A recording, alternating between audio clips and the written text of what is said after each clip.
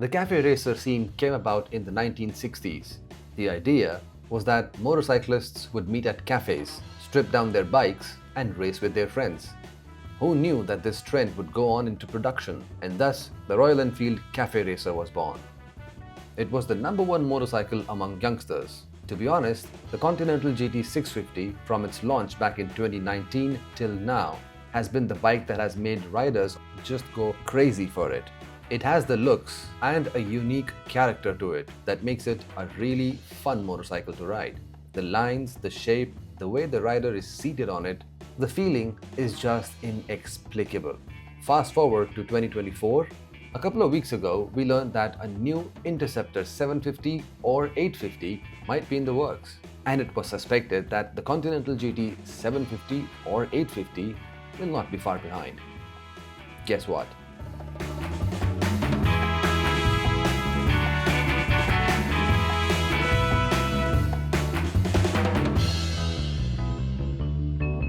In all its motorcycle lineup, from the Hunter 350 to the latest Interceptor Bear 650, the Continental GT 650 has to be one that just stands out. There is just something about it that just makes it a wonderful motorcycle to ride. Not practical, but wonderful. And now, the latest spy shots confirm some very interesting and aesthetical updates to the Continental GT.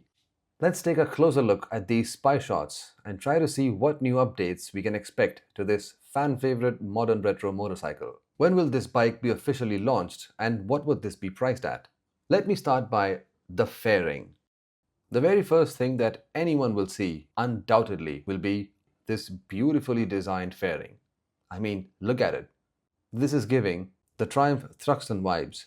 Functionally, it houses that single pod instrument cluster. We saw that on the new Interceptor and a lot of people told me their views on it. I mean, a lot. This instrument cluster, as we all know, is in line with the new TFT design that was introduced with the new Himalayan and continues with the Guerrilla and now the Bear 650. Compared to the old clusters, it surely has a lot more information to display, including turn-by-turn navigation. Am I a fan of it? Nope. But does this offer more functionality than the old one? Yes. I have to say that the gap between the instrument cluster and the clip-on handles is rather large. Maybe it will improve, who knows? This is still in the testing phase. I can tell by the loads of wires sticking out. The fairing also touches the rider's knees, but we all know that the GT came with its set of issues. They were never a deal breaker though. However, I do believe that this fairing can be quite efficient in repelling the heat from the engine.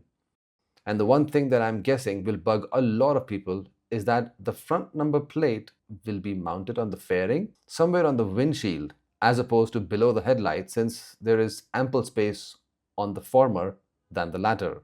The exhausts are shaped differently, like we saw on the Interceptor spy shots. These are similar looking, just in matte black finish, slightly more tapered and not as bulky as the old design. The tail light retains the old shape which came back in 2019. I kinda like the new round LED tail light on the spy shots for the Interceptor. The indicators do look like the old ones, and I'm guessing that these too can be changed to LED ones from the GMA catalog. Moving on, I can see that this Continental GT has a tail tidy instead of a mudguard. This is actually looking pretty good to me, and it has the same suspension setup as we saw on the Interceptor's spy shots. And just like the spy shots, I think it is fair to expect improved handling and a good overall ride quality. And yes, unmistakably the dual disc brake setup. Like I initially pointed out, this can be a big game changer for sure.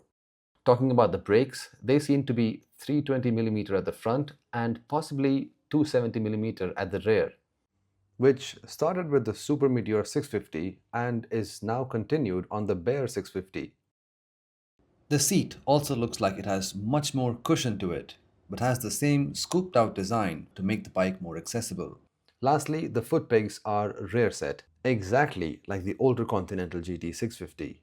Currently, the Continental GT 650 is priced at 3,19,000 rupees and goes up to 3,45,000 rupees. Now, my guess is with the addition of dual disc brake setup and the new suspensions, the new instrument cluster and the beautiful fairing, I believe The new model will be priced somewhere between 3,40,000 to 3,70,000 rupees.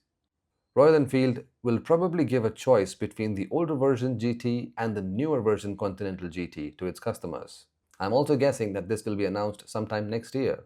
What do you think about this new and improved Continental GT 750 or 850cc, its possible price, and when do you think would this be launched? Do let me know in the comments below. Thank you for watching this video and for giving me your time. I'll see you in the next one.